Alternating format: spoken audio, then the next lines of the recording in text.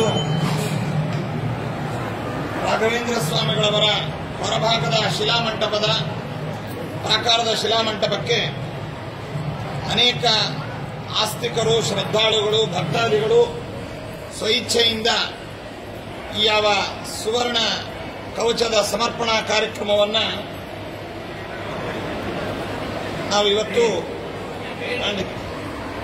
ಈ ಸುವರ್ಣ ಕವಚದ ನಿರ್ಮಾಣ ಕಾರ್ಯಕ್ರಮ ಇವತ್ತಿನಿಂದ ನಡೀತಾ ಇದೆ.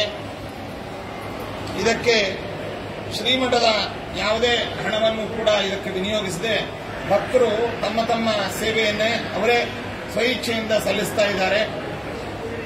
ಇಡೀ ಪ್ರಾಕಾರಕ್ಕೆ ಬಹುಕೋಟಿ ಮೌಲ್ಯದ ಈ ಯಾವ ಸುವರ್ಣ ಕವಚವನ್ನು ನಿರ್ಮಾಣ ಅನ್ನುವಂತಹದ್ದು ಹರಿವಾಯು ಗುರುಗಳ ಅನುಗ್ರಹ ಮತ್ತು ಅವರ ಪ್ರೇರಣೆ, ಭಕ್ತರ ಅಪೇಕ್ಷೆ, ಸಹಕಾರದೊಂದಿಗೆ ಇದು ನಡೀತಾ ಇದೆ. ಇದು